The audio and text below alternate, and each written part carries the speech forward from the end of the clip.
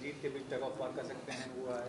तो कंगना ने काफी चीप वर्ड्स यूज किया है जो भी प्रोटेस्टर्स हैं उनके लिए, तो उस पर दलजीत ने अपना नाराजगी जाहिर की है, तो क्या कहना चाहेंगे उस बारे में? देखिए, कंगना राणावत पागल हो चुकी है और जब आदमी पागल हो जाता है तो उसकी बातों को सीरियस नहीं लिया जाता कि वो चलो ठीक है तुम्हारा पर्सनल किसी से प्रॉब्लम है तो ठीक है, मतलब तुम एक ऐसी लेडी जिन्होंने हर आंदोलन में अपना खून दिया है, अपना वहां पे प्रेजेंट दिया है, जो खेती करती, जो अकेली, जो जो जो औरतों के लिए एक एग्जाम्पल है, एक उदाहरण है, उनको इस तरह से क्रिटिसाइज करना, मतलब या तो ये तो मुझे ऐसा लग रहा है कि या तो काम ना मिलने से या बंबई से चले जाने की वजह से कंगना पागल हो चुकी है। बंबई से जो जाता है वो पागल हो ही जाता है, क्योंकि जो बंबई में मिलता है, जो मुंबई में मिलता है, जो महाराष्ट्र में मिलता है, वो और कहीं मिल नहीं सकता। और प्लस दलजीत ने उसको अच्छा जवाब दिया, मैं बहुत खुश हूँ दलजीत पाजी, यू आर एक नंबर। और कंगना से मैं कहूँगा कि यार कंगना थोड़ा हेयर स्ट्रेटनिंग करवा लो तो थोड़ा दिमाग सीधा हो जाएगा तुम्हारा। जैसे तुम्हारे बाल करली होते जा रहे हैं वैसा तुम्हारा दिमाग भी घूम चुका है जलेबी की तरह। क्या कर रही हो तुम, क्यों कर रही हो यार? People used to respect you, respect your work. I was your fan Kangana, I used to love you so much कि सारे हीरो के सामने एक हीरोइन खड़ी है, तुम विलन निकली यार Kangana. You hurt me, you hurt lot of your fans, you hurt lot of people. Change yourself, still time. आपको बुला रहे हैं। ओ! सुनो, उधर देखो। सफेद कपड़ा। अरे बड़े भाई कैसे हो? भाभी कैसी है? ठीक ठाक है ना?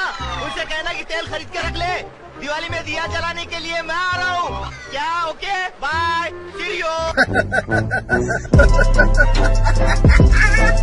खत्म, bye bye, tata, goodbye, गया।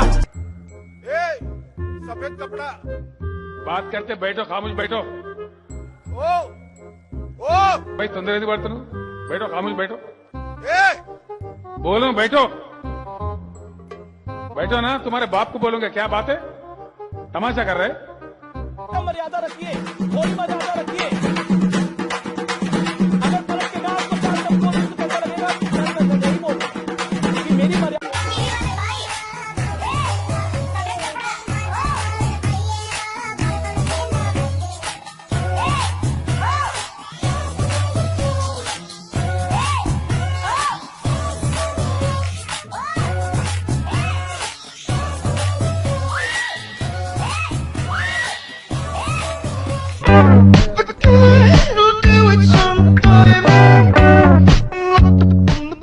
पर ये टीवी वाले भाई, सफेद कपड़ा। ओ अरे कौन भौंक रहा है ये बदतमीज? गजब बेइज्जती है। यहाँ पे काम चल रहा हो यार, निकलो बाहर निकालो इसको, बाहर निकालो। डायरेक्टर साहब, क्या रिलैक्स यार, यहाँ पे शॉर्ट का हुआ ट्रेड वाले लोग आजू बातें कर रहे हैं। ಇದು ಮಾಮನ ಮೇಲೆ ಸೂರ್ಯನುರಿಕ್ಕಿ ಕುಳಿರಿ ಕದರಿನಲ್ಲಿ सफेद कपड़ा। ओ ಮುರುಘಾ ಹರೋ ಹರಾಹೋ ಬೇಲಾ ओ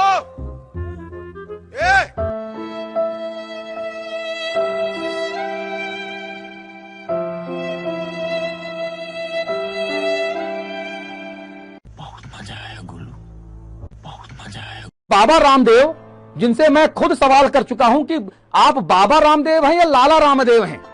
मैं खुद बाबा रामदेव से मैंने सवाल किया था दिल्ली में कॉन्स्टिट्यूशनल क्लब में, इनका पूरा तामझाम फौज फाटा लगा था और मैंने कहा था स्वामी जी आप बाबा रामदेव हैं कि लाला रामदेव हैं, क्योंकि आप स्वामी तो पहले थे, बाबा रामदेव तो पहले, तब तो आप लाला रामदेव हैं। हर चीज बेचने में लगे हुए हैं। आपदा में अवसर तो सही मायने में लाला रामदेव जी आपने इकट्ठा किया। जो यहां पर कहा जा रहा है कि ये पतंजलि ने और बाबा रामदेव ने अस्पताल बनाया, ये भी सही नहीं है, ये तथ्य भी गलत है, ये बात गलत है कि बाबा रामदेव ने अस्पताल बनाया। दरअसल मैं बता दूं आपको कि हरिद्वार में दूधाधारी स्थित बाबा बर्फानी अस्पताल है। कहां पर है? हरिद्वार के दूधाधारी स्थित बाबा बर्फानी अस्पताल पहले से है और पावन धाम में एक अस्थायी बेस अस्पताल है। तो बाबा रामदेव ने सरकार के साथ गलबहियां करके इसका संचालन करने का जिम्मा उठाया है केवल। ये बाबा रामदेव ने अस्पताल बनाया नहीं है। जो लोग ये कह रहे हैं कि बाबा रामदेव 2 अस्पताल बना रहे हैं, 500 बेड चलेंगे, वेंटिलेटर चलेगा, तोप चलेगी।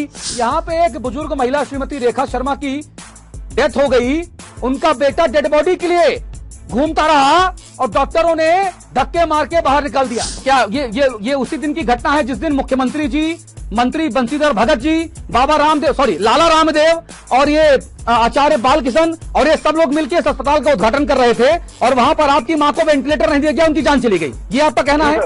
बिल्कुल सर, यही कहना है। उस दिन उद्घाटन हुआ है, बड़े बड़े मंत्री, बाबा पुरोहित सब आए, कोई सुविधाएं नहीं दी गई और मेरी मां ने दम तोड़ दिया। ये ऊंची दुकान फीके पकवान क्यों?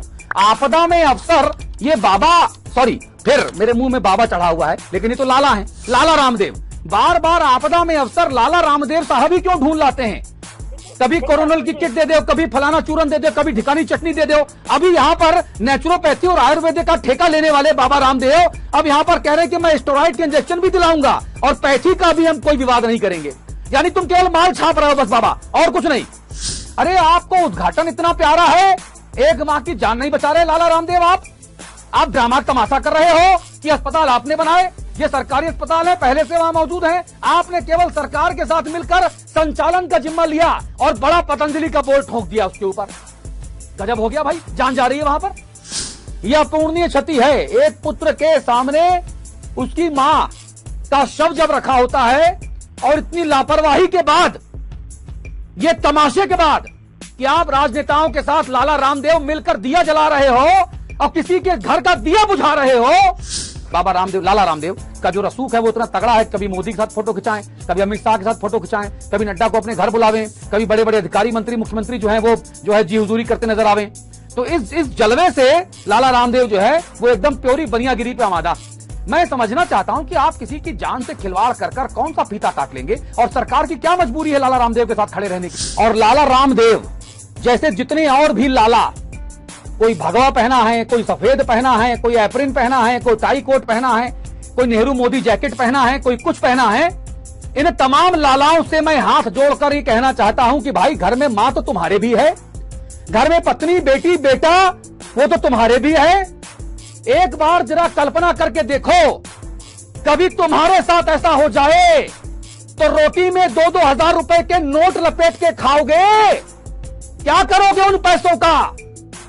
5,000, 10,000, 15,000, 50,000 करोड़। लाला रामदेव जी, आपने इतना बड़ा साम्राज्य बना लिया, लेकिन अगर आप बेबस लोगों की जान नहीं बचा पा रहे, फीता कटवाने में व्यस्त हैं, डॉक्टर आम आदमी की कॉलर पकड़े ले रहा है, इलाज के अभाव में एक महिला दम तोड़ देती है, तो ऐसा साम्राज्य को तो दिया सलाई लगा के आग लगा दो। ऐसे साम्राज्य को फूंक दो तुरंत, जिसमें आम लोगों के लिए सदिच्छाओं का अभाव हो। और मैं सरकार से कहना चाहता हूं कि तुम्हारी क्या मजबूरी है? माननीय मुख्यमंत्री जी ऐसे लालाओं के साथ चिपक के खड़े होकर फोटो खिंचवाना आपकी क्या मजबूरी है? आप तो सरकार बहादुर हैं। फिर कोई लाला के बीच मीडिया कैमरों के सामने इंटरव्यू देता घूमता रहा, बिस्तर पे एक 66 साल की महिला की जान चली गई, उसका बेटा डेड बॉडी मांगने जाता है, धक्के देकर बाहर निकाल दिया जाता। फिर सुन लीजिए, कोरोना जितना बढ़ेगा सत्ताधारी दल उतना ही नीचे गिरेगा रसातल में। अव्यवस्थाएं हर कोई देख रहा है, हर चीज ब्लैक में है, दवाई ब्लैक में, ऑक्सीजन सिलेंडर ब्लैक में, हर चीज।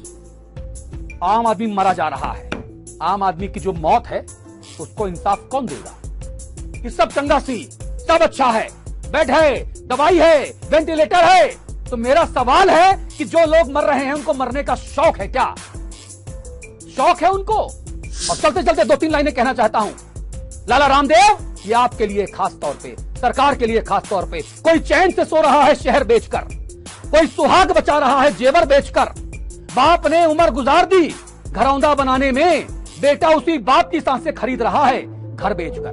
बर्बाद हो गए कई घर दवा खरीदने में, कुछ लोगों की तिजोरियां भर गई जहर बेचकर।